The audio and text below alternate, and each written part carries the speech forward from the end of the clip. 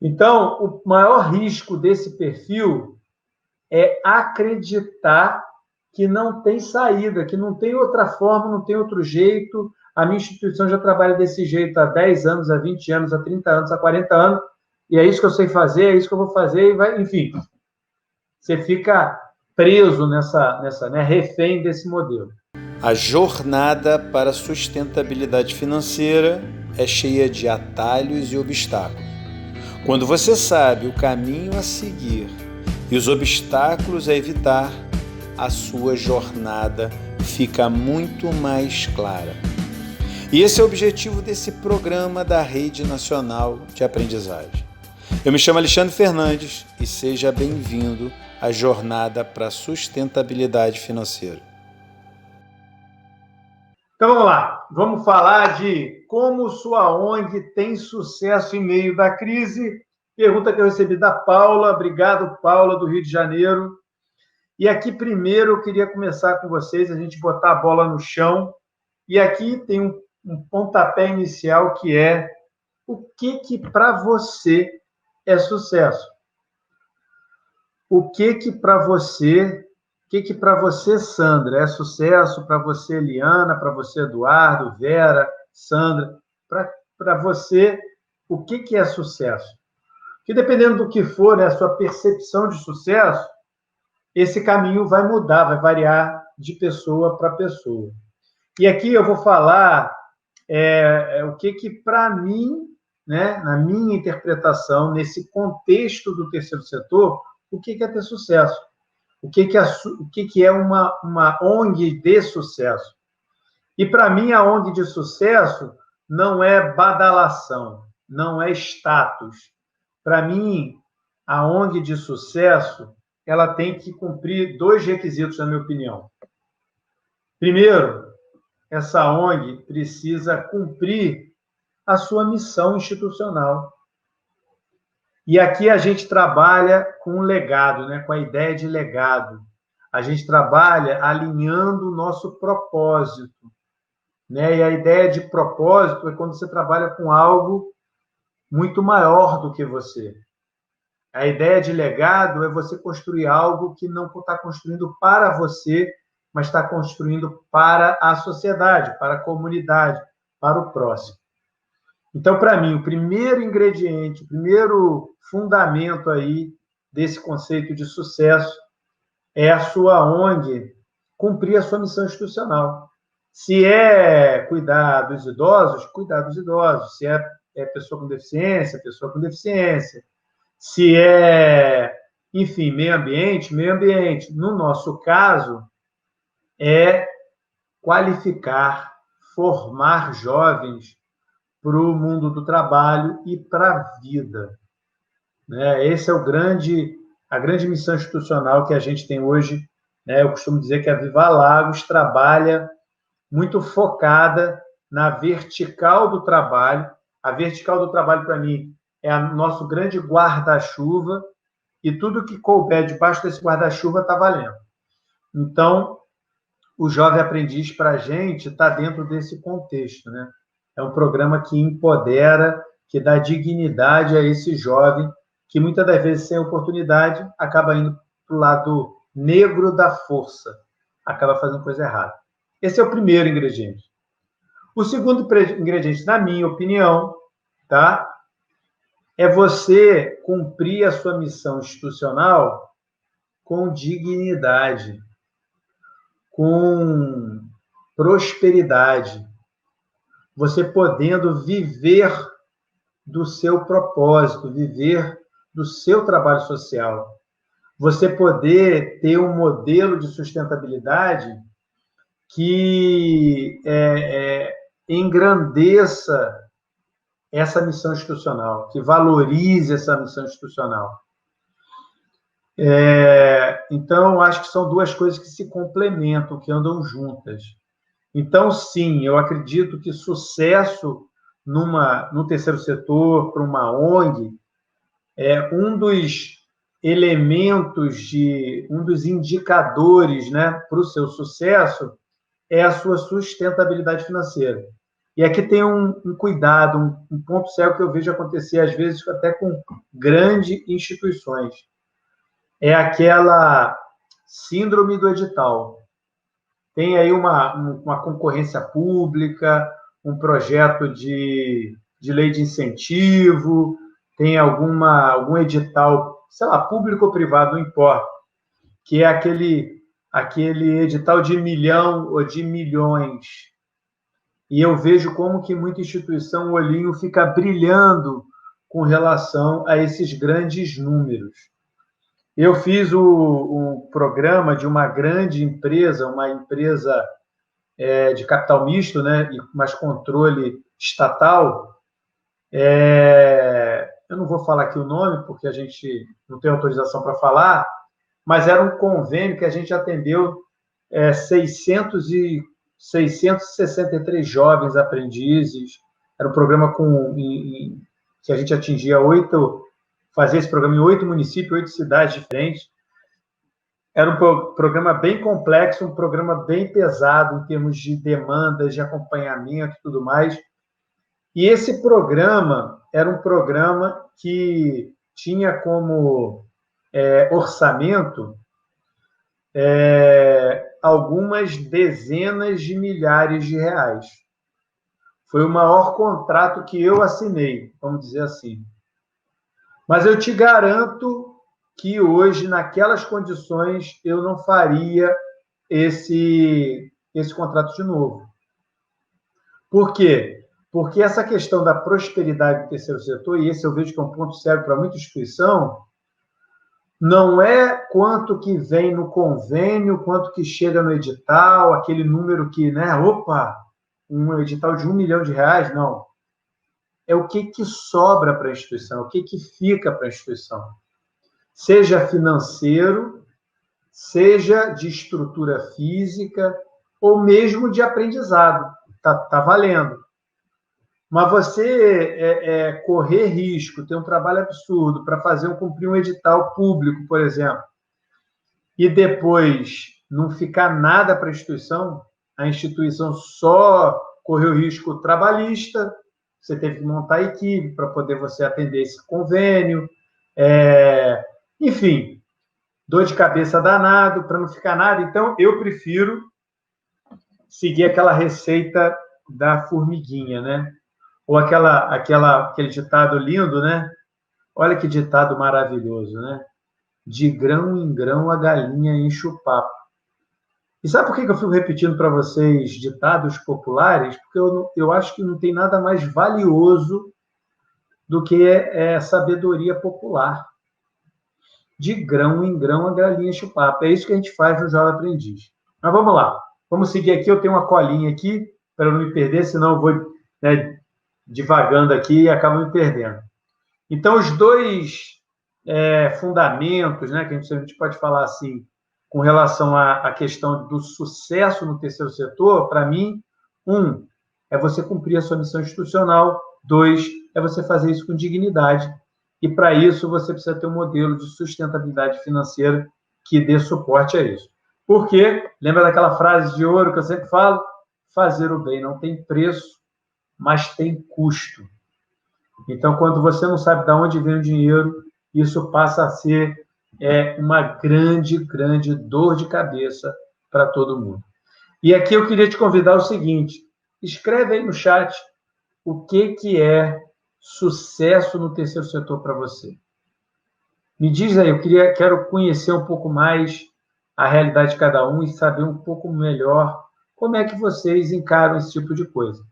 O que vocês consideram ser sucesso no terceiro setor?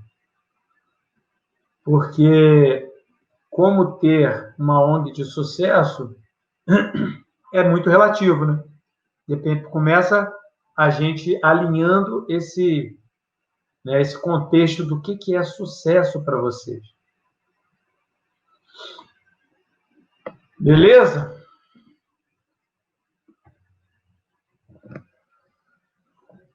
Vamos lá, gente. Diz aí para mim no chat o que é sucesso para vocês. Irani chegou de Curitiba. Jazilma, boa tarde, Jazilma, lá de Abreu e Lima, no Pernambuco. Gente, e aqui a outra palavra-chave desse tema hoje é crise, né? É como você ter uma ONG de sucesso em plena crise, ou na crise. E aqui tem um aspecto muito significativo, que é para mim o seguinte: todo mundo tem que ter clareza de que crise, isso eu acho que já está bem, né, falado, é muito comum a gente ouvir isso, mas eu vejo que pouca gente lê nas entrelinhas, tá? Toda crise traz riscos, ameaças, mas também traz oportunidades. E, para mim, a questão aí da oportunidade, que é o foco que eu quero dar aqui, obviamente, é porque na hora da crise, a gente é meio que forçado a tomar uma ação. Sabe aquele sentido de sobrevivência? Para sobreviver, você precisa se mexer, você precisa tentar algo novo, você precisa testar algo novo. Então, na hora que a chapa está quente, acaba que a gente é forçado, por um instinto até de sobrevivência, a se mexer. E por isso, para mim, que na crise é a hora melhor para as instituições pensarem fora da caixa, serem mais ousadas ou criativas.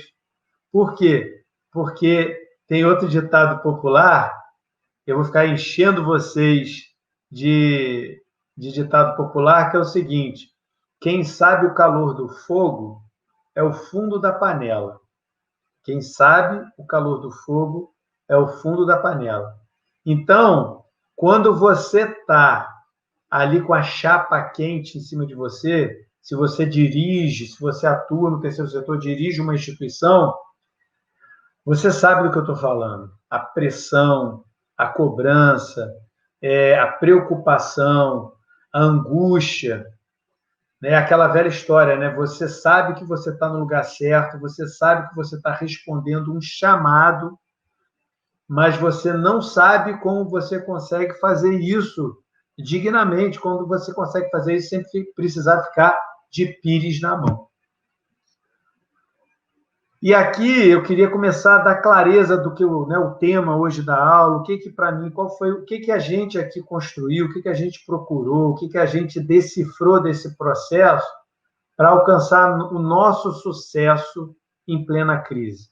Por que eu digo que é o nosso sucesso em plena crise?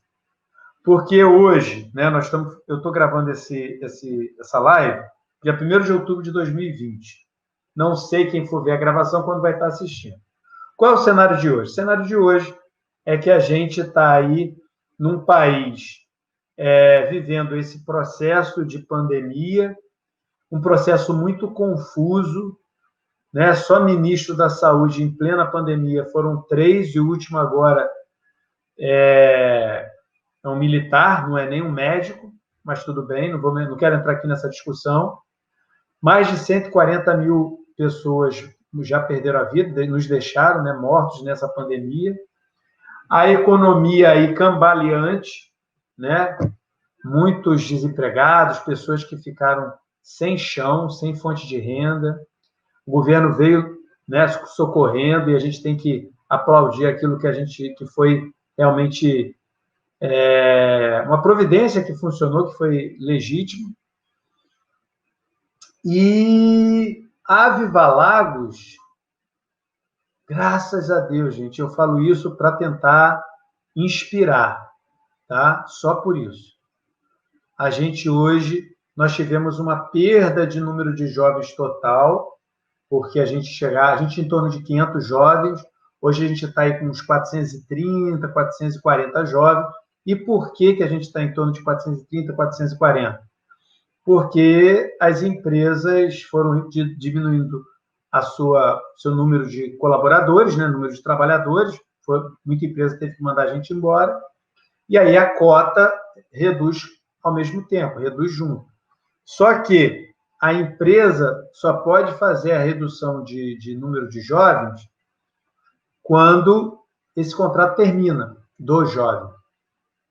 Então, vamos supor, se a empresa XPTO, em julho, mandou 100 funcionários embora, ela não pode, ao mesmo tempo, mandar, sei lá, 5 jovens aprendizes, 10 jovens aprendizes embora, porque a cota dela reduziu. Por quê? Porque o jovem tem contrato vigente. Então, o aprendiz, diferente do contrato de trabalho para o prazo indeterminado, que a maioria das empresas, né, a maioria dos contratos de trabalho no Brasil são com prazo indeterminado. A empresa manda embora sem justa causa, aquela coisa toda.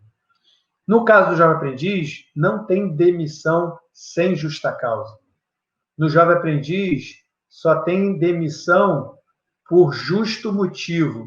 E existem lá os itens, né, de desligamento antecipado do jovem.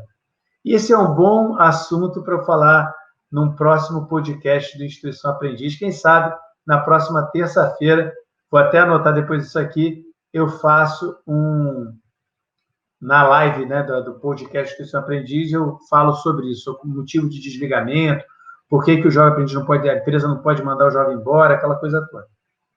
Então, a Viva Lagos hoje está muito bem, obrigado. Por quê? Porque a gente teve uma redução de custo, né? A gente teve uma redução de custo porque a gente está todo mundo em home office, então a conta de luz diminuiu muito, contas de limpeza, material de escritório, tudo isso, a instituição teve uma redução de custo grande. Também tiveram algumas funções que a gente também fez aquele sistema que o governo ofereceu para as empresas, né? Redução de jornada de trabalho ou suspensão de contrato, e a pessoa ficava recebendo pelo governo. Enfim, então, a gente agora em julho pagou a primeira parcela do 13º dos nossos colaboradores.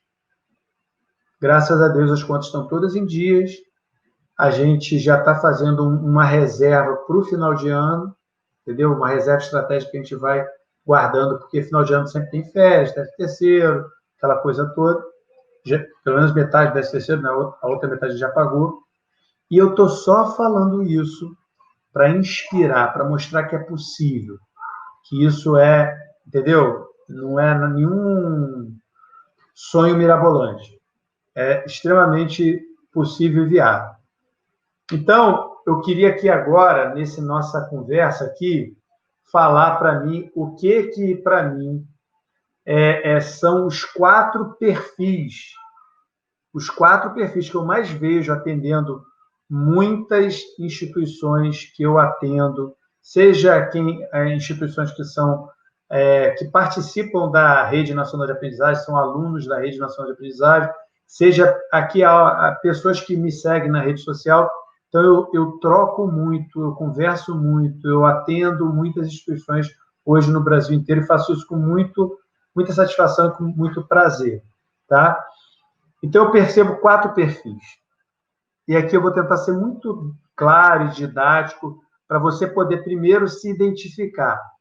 E eu queria aí que você se identificasse, se você se enxerga em algum desses 4 perfis. O primeiro perfil, na verdade, são 5 perfis, tá? Desculpa, tá? Eu acho que são 5. E aí eu queria ver qual que você se enxerga aí. Então, o primeiro perfil é o perfil do disco arranhado. O que é o perfil do disco arranhado? São aquelas instituições que, lembra do disco que ficava arranhado, ficava repetindo? Que continuam fazendo a mesma coisa, apesar de não estar dando o resultado que você precisa. Então, tem instituição que trabalha com telemarketing, tem instituição que trabalha com financiamento público. Não está funcionando, mas ele continua fazendo. Quando funciona, está tudo certo, gente. Sem problema nenhum, está tudo certo. Agora, quando não funciona e você fica insistindo, sabe aquela coisa? Dando murro em ponta de faca?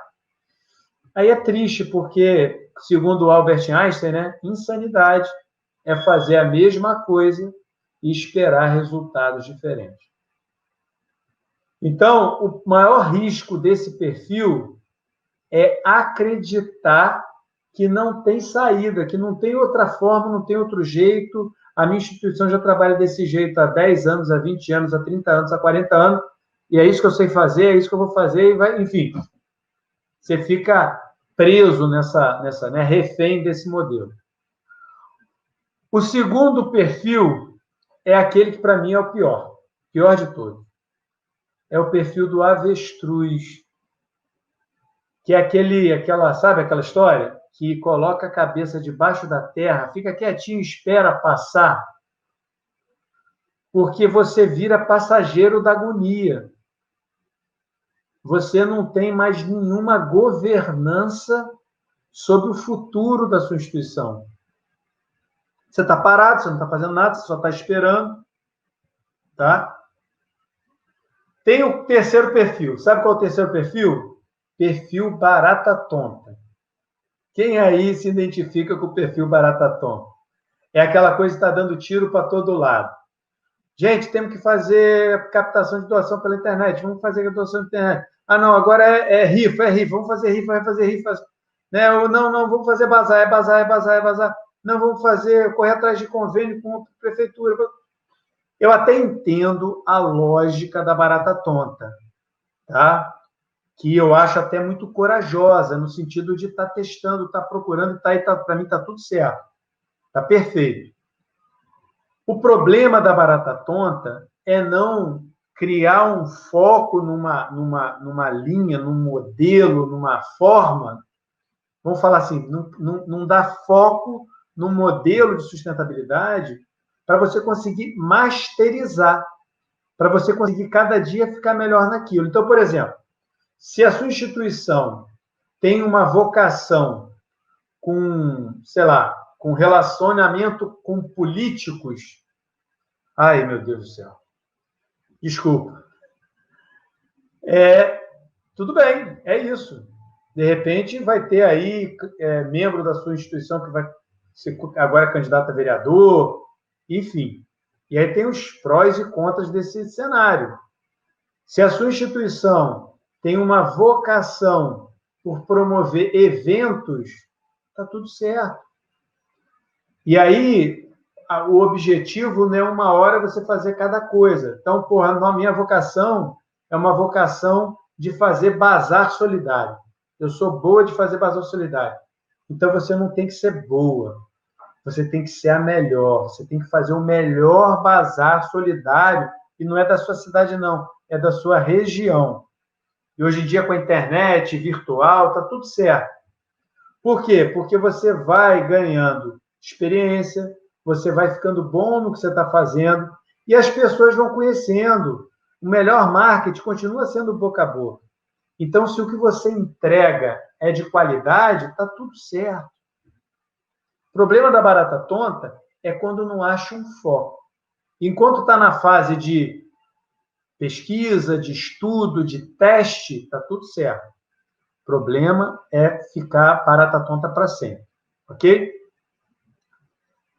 Tem um outro que eu vejo muito, e nesse momento de crise é muito comum, que é o efeito manada.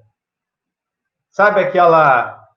Aqui no Estado do Rio chamava Maria vai com as outras. Um ditado bem antigo.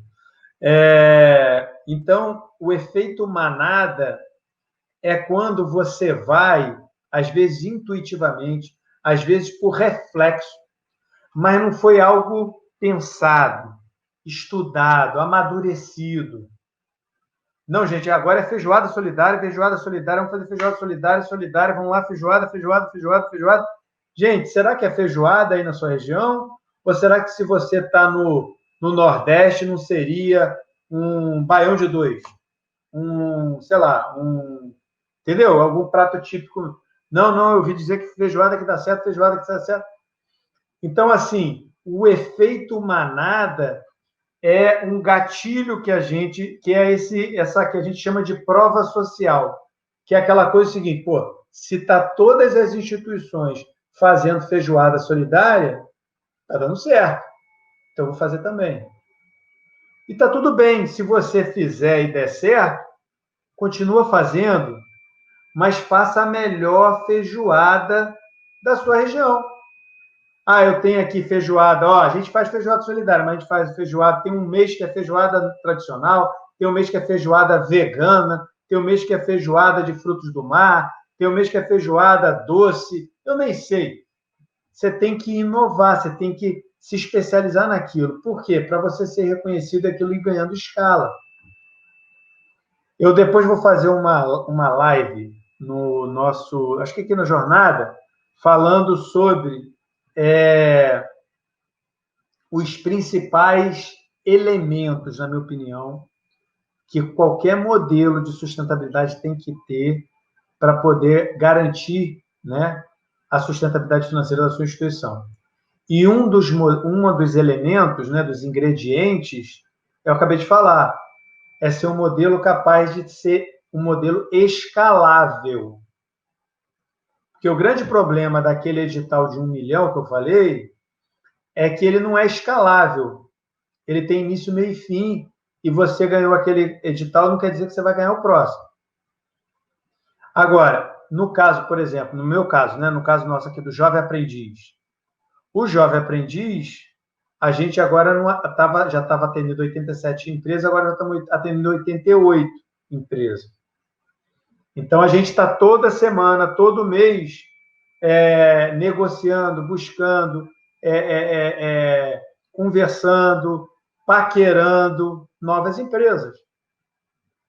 Nossa meta era chegar até o final desse ano com 100 empresas. Nós vamos chegar? Não sei.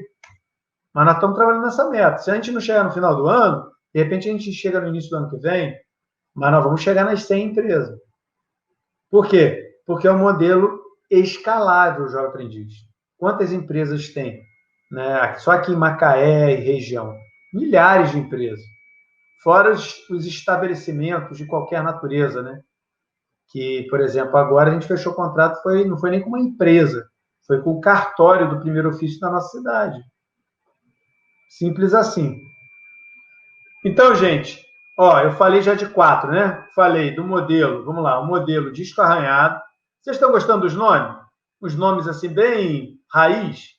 Modelo disco arranhado, o modelo avestruz, o barata tonta. Eu vi aí que teve alguém que falou que era barata tonta, estava igual barata tonta. Vera Lúcia falou que estava igual barata tonta. O efeito manada. E o quinto, para mim, é você ser diferente. É um misto de ousadia e coragem, que é você fazer algo que realmente você consiga testar, avaliar, né?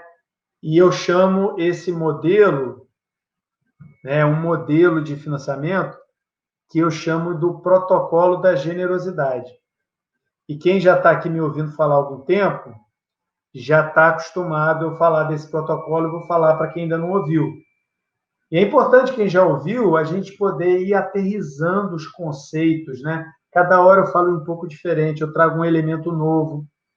Então, por exemplo, eu falei hoje da necessidade do modelo ser escalável, ter uma potencialidade, né, de você estar escalando as parcerias, escalando o faturamento da sua instituição, enfim, nem todo modelo isso é possível. Eu costumo dizer, gente, que a gente está vivendo agora, na minha opinião, não só de agora, já tem algum tempo, tá? É uma mudança de era no financiamento do terceiro setor. Mas, Alexandre, essa mudança de era começou aqui ano.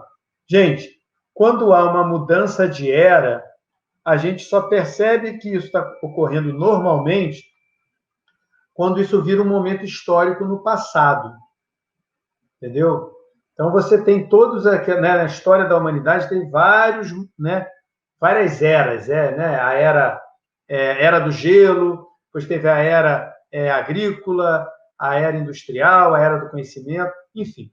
E a gente pode trazer isso para várias camadas, para vários contextos em sociedade. Eu defendo, é minha tese, que a gente vive uma nova era no financiamento do terceiro setor. E por que eu afirmo isso? Porque a gente tem percebido, eu que estou há 20 anos no terceiro setor, não é nem tanto tempo, mas já estou há 20 anos no terceiro setor, estudando muito e trabalhando muito nessa área, que os modelos tradicionais de financiamento foram se esgarçando, foram, né, perdendo a sua viabilidade. Durante muitos anos, um modelo muito comum era o do financiamento público, a subvenção pública. Isso era muito comum.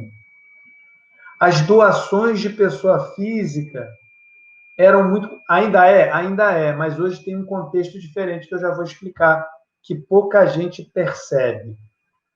Tá? Pouca gente percebe.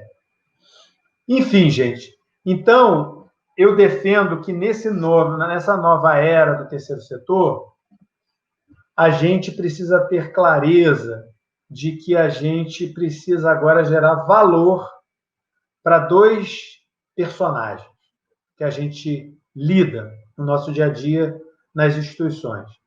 Para o seu beneficiário final, você tem que ser muito bom no que você faz.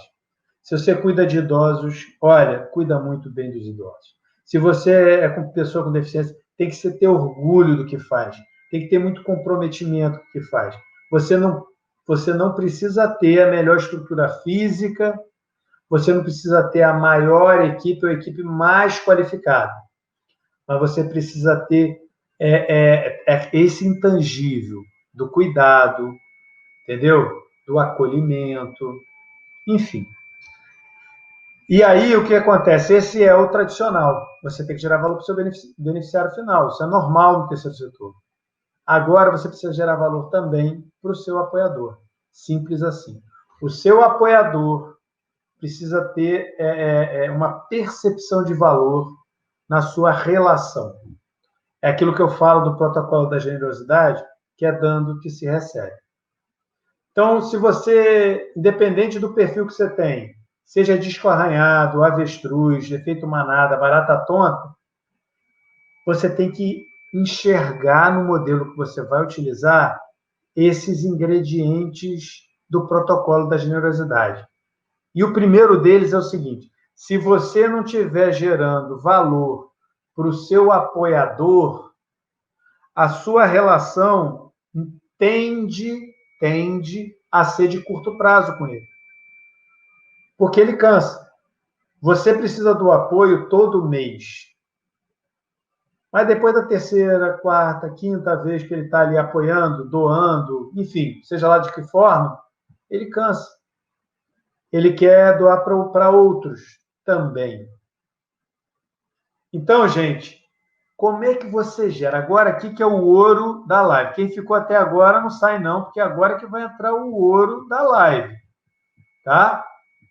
Que eu quero dar alguns exemplos do protocolo da generosidade para todo mundo ficar presente para ele. E aqui eu sempre gosto de começar com um exemplo, para mim, que é o exemplo maestral, que é o exemplo da missa e do culto. Todo mundo deve que estar aqui, muita gente que está aqui já está cansado de ouvir eu falar. Mas eu gosto de dar esse contexto, trazer esses exemplos, porque é algo que eu sei que a maioria de nós, de alguma forma, já teve contato com algum culto ou com alguma missa, né? Alguma celebração religiosa, e vai perceber o que eu estou falando. O padre ou o pastor não cobra ingresso para você ir para a missa ou para o culto. Não é verdade? Ele te convida para um evento que tem orientação espiritual, que tem acolhimento, que tem comunidade, que tem música, que tem uma palestra, uma palavra. Tem muito valor. Você se sente acolhido. No final do culto da missa, depois que ele entregou muito valor, ele pede a doação. E aí tem um efeito, gente, que é um gatilho emocional nosso, que é um gatilho de reciprocidade, que é você se sentir... um processo de instintivo, de instinto mesmo humano. Você tem uma tendência de ajudar quem te ajuda. Normalmente, você convida para o seu aniversário quem te convida para o aniversário dele. Né? Aquela história, meu filho está na escola, o amiguinho convidou ele para o aniversário. Você vai se sentir obrigado, entre aspas, de convidar o amiguinho para o aniversário do seu filho. Reciprocidade. Agora, vamos lá. Para quem não é igreja, né, a maioria que não é igreja aqui, poxa, eu vou criar um culto, uma missa. Não é nada disso. É entender os fundamentos, os elementos. Então, eu quero dar alguns exemplos aqui. E para ficar um pouco mais didático, eu resolvi colocar isso em formas de faixa. Sabe essa coisa de arte marcial? Todo mundo conhece, né? Faixa branca. Quem é faixa branca? Faixa branca é quem está começando, iniciante, que ainda não sabe lutar, não é isso? Não sabe a arte marcial. Aí tem o faixa azul, tem a faixa verde. Cada luta marcial tem os graus lá da faixa. Eu não sou lutador, não sei, mas eu sei que tem. Todo mundo aí sabe que tem a questão das faixas? Então, eu que resolvi trazer aqui um pouco esse contexto, só para dar uns níveis assim que eu acho que vai sendo um pouco mais complexo ou não. Então, para mim, a faixa azul, né, do protocolo, faixa branca para mim é quem ainda não fez nada e está só pesquisando, estruturando, ainda não entrou em campo. Mas quem já entrou em campo, que já fez algum desses exemplos que eu vou dar, eu já considero que é um faixa azul, que já entrou no campo de batalha, já executou e, de alguma forma, está fazendo o protocolo da generosidade e nem está presente para isso. Então, por exemplo, se você faz uma rifa, se você faz uma feijoada solidária, faz um bingo, um bazar, uma quermesse, enfim, você pegou a ideia, né? Um jantar, enfim, algum evento aonde existe uma troca, existe uma percepção de valor de quem está participando do evento, você já está participando do protocolo da generosidade. Você já está executando o protocolo, mesmo sem saber. O importante aqui é você deixar claro qual é o valor que a pessoa está recebendo também. Lógico, tem coisas que são óbvias, né? Se você está vendendo a feijoada, né, em prol de arrecadar para a sua instituição, o benefício qual é? O benefício é a feijoada, né? O valor que você está entregando para o próximo é a feijoada. O que é importante, além da feijoada estar gostosa? É que quem tá do outro lado perceba que ele está matando 2 coelhos com a cajadada só. Aqui que eu vou um pouco mais fundo e fica comigo que você vai ficando claro para você. O nosso cérebro, ele funciona de uma forma muito espetacular. O cérebro é um órgão do corpo humano que é o mais desconhecido ainda para a ciência, para a medicina, em vários aspectos. Mas tem alguns aspectos que já foram desvendados, com muito estudo, com muita pesquisa. E a gente tem no cérebro duas áreas no nosso cérebro que o protocolo da generosidade se baseia muito na hora que a gente construiu, na hora que a gente decifrou esse protocolo. Que é o seguinte, a gente tem um lado do cérebro que é o límbico. O límbico fica mais atrás do cérebro. E o límbico, ele trata das emoções. Medo, fome, angústia, sono não sei. Mas, enfim, trata das emoções. E é o límbico também que é responsável por tratar a linguagem. Tá? Uma das grandes evoluções que o ser humano teve no seu desenvolvimento foi o desenvolvimento da linguagem. Por quê? Porque o desenvolvimento da linguagem possibilitou que o conhecimento das pessoas fossem transmitidas, como eu estou fazendo aqui com vocês aqui. Estou transferindo o que eu conheço, o que eu sei, a experiência que eu tive. E aí o que eu estou falando, você escuta, vai para o cérebro, lá para o límbico, e aí o límbico traduz, né, essa minha linguagem para você entender do que eu estou falando. E esse límbico é onde também é tratado as emoções. Beleza? Estamos juntos até aqui? Do outro lado, a gente tem o neocórtex, que é mais na parte frontal do cérebro. O neocórtex cuida da parte racional. O neocórtex é onde você tem o raciocínio mais lógico e matemático, mais pragmático. E aqui tem uma coisa que é uma grande confusão que as pessoas fazem. As pessoas acham que é pelo racional que a gente toma decisões. Não é. Na verdade, o racional ele tem só que chancelar. A decisão é emocional. Basicamente, as decisões que a gente toma têm um forte contexto emocional.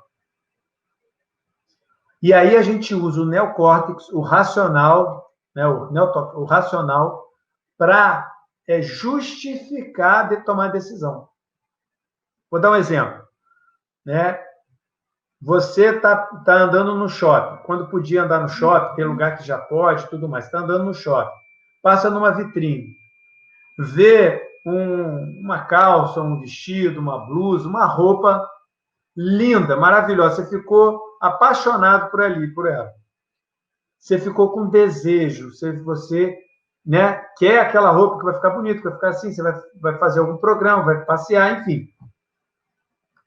O emocional, né, aquele impulso emocional, faz você entrar na loja para comprar. E aí você tem um baque, que é o quê? É o preço. Você quer? Custa X. Ah, pai, meu cartão está tão pesado. Ah, estou com um cheque especial. Isso é o racional que fica questionando a decisão que você já tomou. Você quer comprar. Mas o racional fica ali naquela discussão. Tico e teco, sabe? Tico e teco.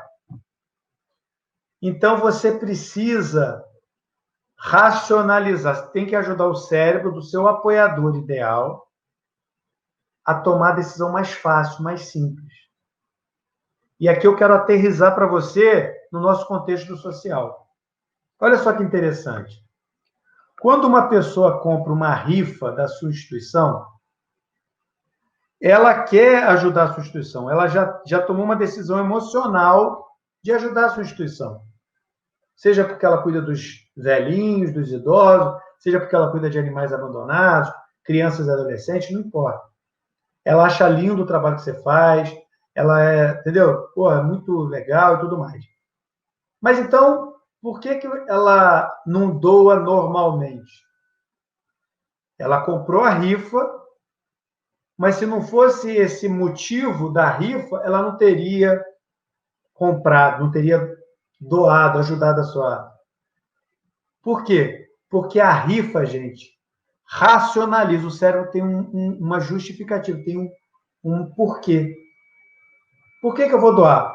Pô, porque eu vou doar porque se eu ganhar a rifa, eu ganho uma bicicleta, eu ganho uma moto, eu ganho um carro, eu ganho um celular.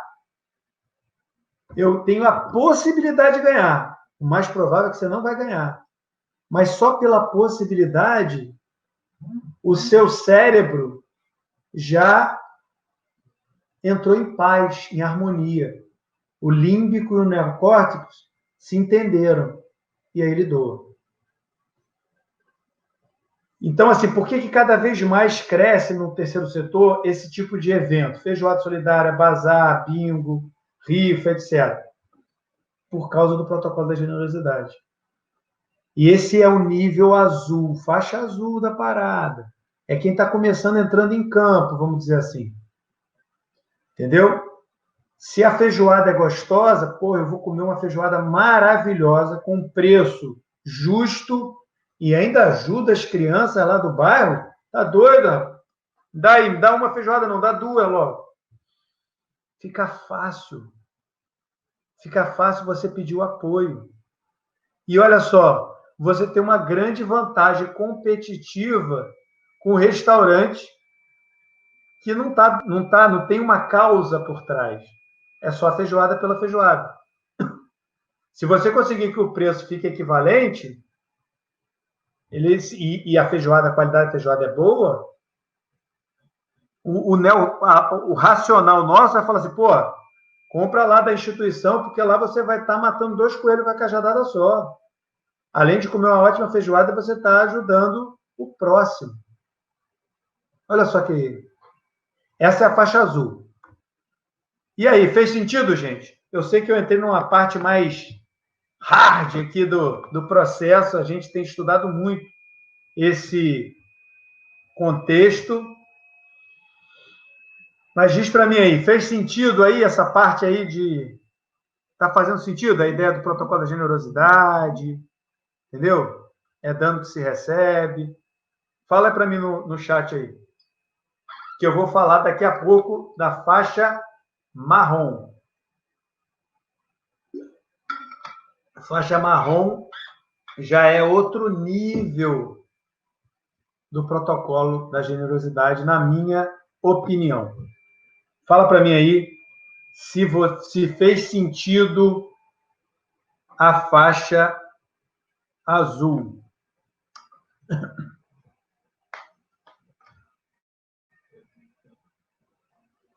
Fala para mim aí.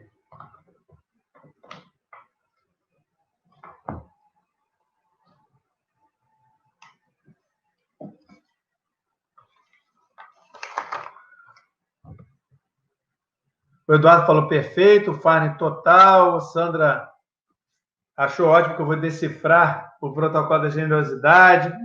Gente, olha só, vamos lá. Vou dar mais um exemplo aqui que pode estar aí, talvez, até no marrom, né? No nível marrom. E não, eu vou deixar isso aqui para o final, depois eu vou mostrar para você um negócio aqui, que eu acho muito interessante. Mas vamos lá. Olha só.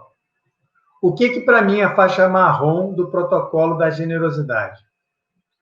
A faixa marrom é quando você consegue trazer para a sua instituição um elemento de comunidade. Você gerar valor, né? Vou dar um exemplo aqui primeiro. Você gerar valor para a sua instituição através de um elemento de comunidade. O ser humano, gente, a humanidade, nós seres humanos, vivemos em comunidade. A gente é dos mamíferos, aquele tipo de... que precisa viver em comunidade, né? Tem algumas espécies que são solitárias, né? Não é o caso nosso. Nós vivemos em comunidade.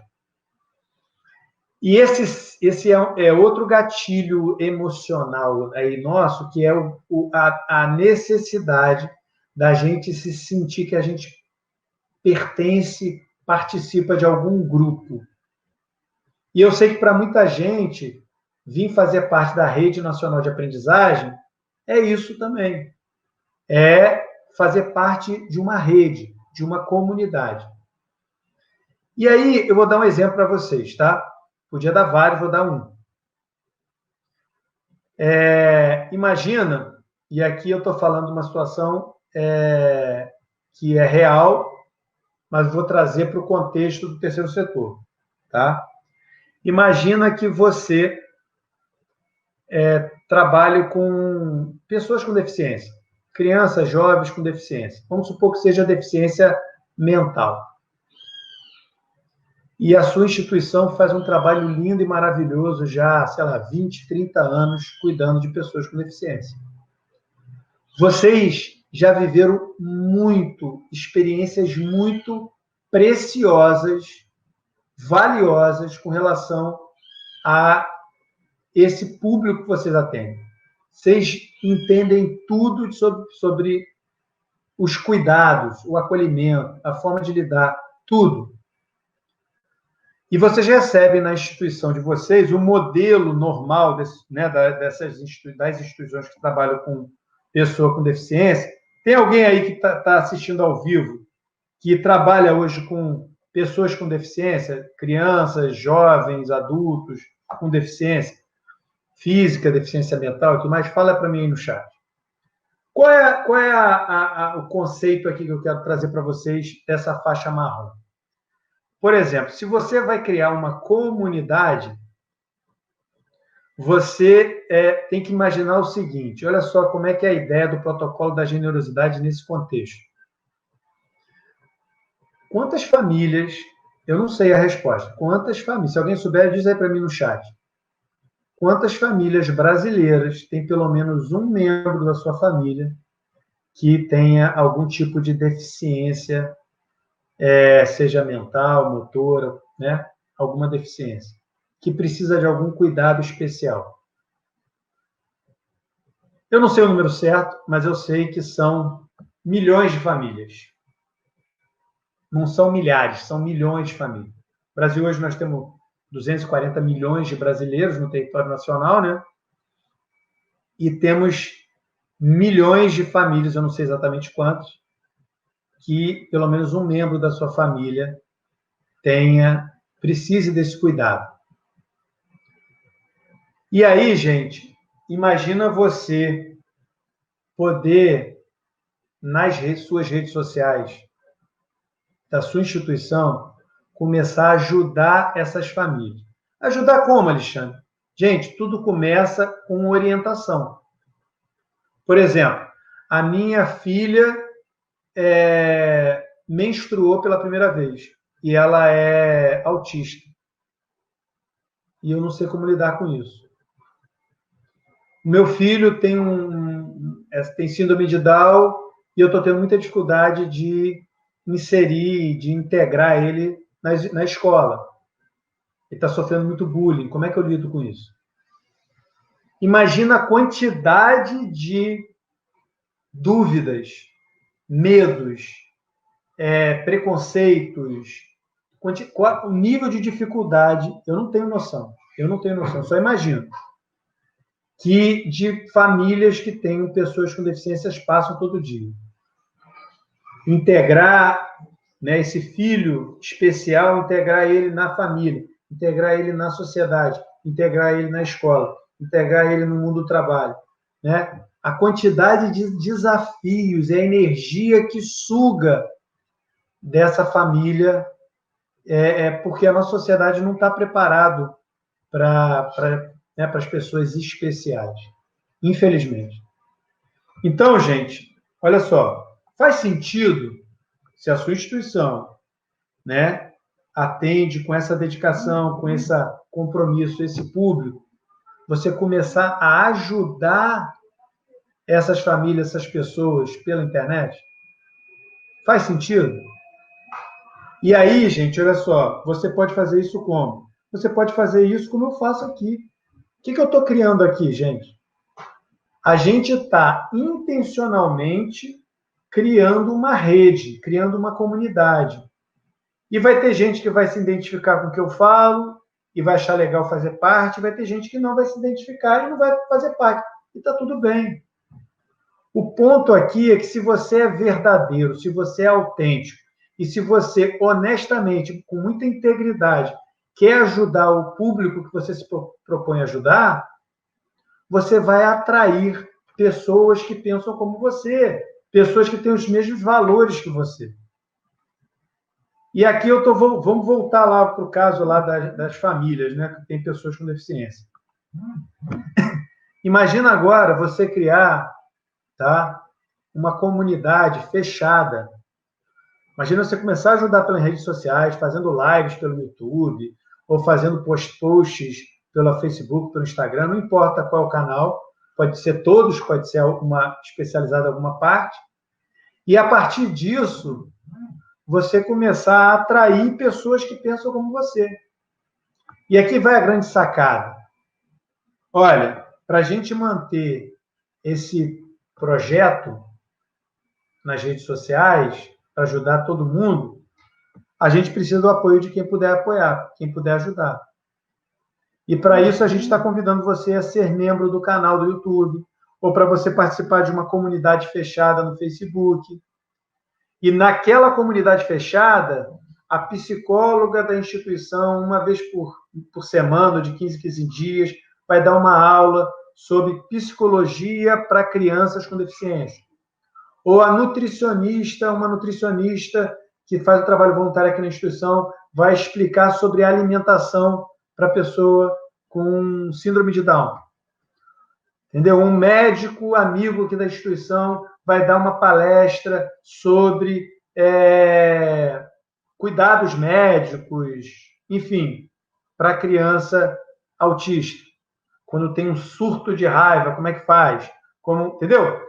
Enfim, não é minha área, desculpa aqui se eu estou falando bobagem, mas o ponto em questão é o seguinte: se você começa a gerar, e essa é uma faixa marrom do protocolo da generosidade, se você começa a gerar valor para essa audiência da internet, você vai atrair uma pequena percentual, pequena fração.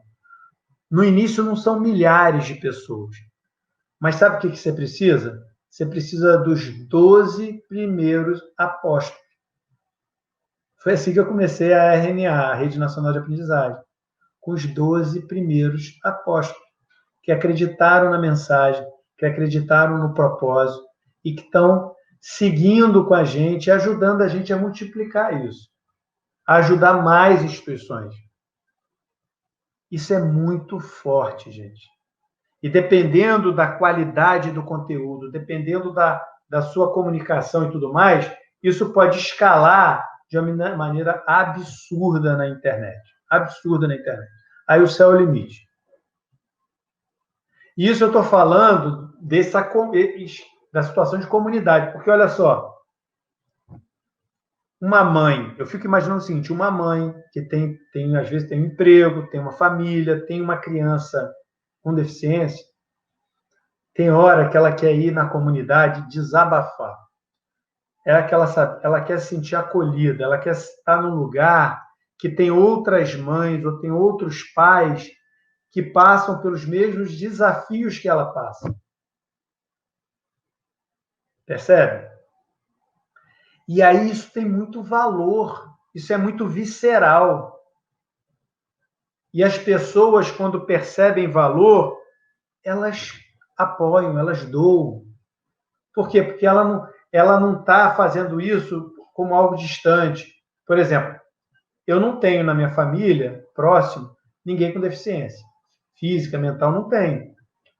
Sou sensível ao tema? Sou. Já doei. Dou hoje? Não. Por quê? Porque não é algo tão visceral para mim. Entendeu? Então, é você conseguir criar esse efeito, esse contexto de comunidade. Gente, fala para mim se está fazendo sentido para vocês, que eu ainda vou falar para vocês, dar mais alguns exemplos aí. Fala para mim, aqui no chat, se está fazendo sentido essa faixa marrom.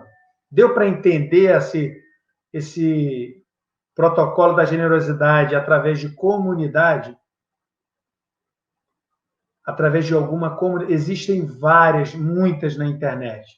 Tem comunidade de várias áreas, né? Comunidade de quem, sei lá, empreendedores, comunidade de músicos, comunidade de atletas, enfim, pessoal que gosta de vela, pessoal que gosta de cães, enfim. E aí, outro nível, e aí não é competição, tá, gente? A outra opção também na faixa marrom são treinamentos online. Olha só, se a sua instituição, por exemplo, trabalha com cuidando de idosos, né? Um lar de idosos, um asilo, enfim, uma instituição de longa permanência, como chama, vocês entendem tudo do acolhimento e do cuidado com o idoso. E a nossa sociedade, né, o brasileiro, em média, está envelhecendo, cada vez está vivendo mais. Então, a gente tem uma população idosa, e idosa hoje em dia, né? Pô, minha mãe tem 72 anos, vai fazer 73 anos agora em dezembro, e todo dia ela nada, sei lá, não sei se dá mais de 1 quilômetro, ela nada muito, todo dia. Entendeu? Tem uma saúde maravilhosa, graças a Deus, dona Vivian, estamos juntos. E aí o que acontece? O idoso cada vez mais tem uma necessidade. O Brasil como um todo cada vez mais tem uma necessidade de uma função que é de cuidador de idosos. Então, você pode dar curso de cuidador de idosos. Ou, por exemplo, se a sua instituição, você está num contexto que você consegue voluntários, estou dando uma ideia aqui, tá, gente? Por exemplo, às vezes que manjam tudo de informática, pessoal que trabalha com informática ou com inglês, e vocês podem oferecer curso de inglês, curso de informática, curso livre, que o MEC não tem que regulamentar e tudo mais. Gente, olha, faça o curso de cuidador de idosos, né, com a instituição XPTO, e com isso ainda ajude a instituição. Faça o nosso curso de inglês com professores nativos e blá, blá, blá, blá, blá, e ajude a instituição XPTO. Porque, por exemplo, você pode fazer isso online, você não precisa fazer isso presencial. E o online é muito melhor, hoje em dia, porque o voluntário grava uma vez. E depois você vende o curso, é o acesso ao curso. O Rui está falando, hoje é dia do idoso. Então, parabéns para todos os idosos aí, né? Então, gente, isso vai se desdobrando. Você pode, se você tem uma instituição que trabalha com animais, você pode fazer adestramento de animal e por aí vai. Então, a faixa marrom é um nível onde a geração de valor está nesse sentido. É algo que vai ser mais visceral, porque a feijoada alimenta, mas não vai mudar a vida da pessoa. O bingo é legal, divertido, mas não vai mudar a vida do seu apoiador. Mesma coisa a rifa, mesma coisa, enfim, vocês entenderam. O bazar. A faixa marrom já é algo mais visceral para o apoiador. Porque, de alguma forma, ou seja através de uma comunidade, ou seja através de treinamento, enfim, já vai ter uma ligação mais umbilical com a instituição. E aí eu vou para a faixa preta para mim. Hoje, para mim, a faixa preta. E aqui eu vou puxar, sim, a sardinha para o meu lado, porque, para mim, a faixa preta desse protocolo da generosidade é o jovem aprendiz. E eu explico por que eu falo isso. Porque o jovem aprendiz, gente, ele gera, sim, esse valor para os dois personagens, para o beneficiário, que é o jovem, e para a empresa. Eu acho que não existe dúvida nisso. O jovem recebe salário, benefícios, férias, 13º, fundo de garantia, uma qualificação, é inserido no mercado de trabalho. A empresa, ele recebe esse jovem, que muitas das vezes é um talento que ele vai descobrir. 70% do tempo do jovem no programa ele está na empresa. Então, existe essa troca, existe essa contrapartida do jovem com a empresa no programa. A empresa está cumprindo uma legislação. Então, de alguma forma, o programa resolve esse problema da empresa. E aí que está o ingrediente, né? Um dos ingredientes que torna o programa essa faixa preta, que é você ter o Estado brasileiro, o peso do Estado brasileiro, do Ministério Público do Trabalho, né? Do antigo Ministério do Trabalho, fiscalizando se as empresas estão cumprindo a cota, ou seja, se estão apoiando o programa. Então, aqui no Jovem Aprendiz, não são 2 os personagens, são 3. E o terceiro personagem aqui, que é o Estado brasileiro, na figura do Ministério do Trabalho ou do Ministério Público do Trabalho, jogam a favor do programa. E isso é muito, muito poderoso. Além de ser um programa altamente escalável, que gera receita para a sua instituição todo mês. Gente, ufa! Falei pra caramba hoje, né? Temos aqui 1h15 já de live. Espero que vocês tenham gostado. A Sandra falou aqui, por esta razão que vejo a necessidade de aprender mais sobre como colaborar através do seu setor. Esse público continua mais na sociedade. Isso aí. Gente, muito, muito obrigado pela presença de todo mundo aqui. Fica todo mundo com Deus. Terça-feira que vem, 4 da tarde, tem um episódio do podcast Instituição Aprendiz. Quarta-feira, nós vamos fazer o primeiro episódio da mentoria 1 a 1, só que vai ser pela manhã, às 8h07 da manhã, pelo meu canal do Instagram. Então, ó, fica todo mundo. O Matheus chegou aqui agora para dar um oi para todo mundo. Beijo no coração de todo mundo, fica com Deus. E vamos junto. Valeu!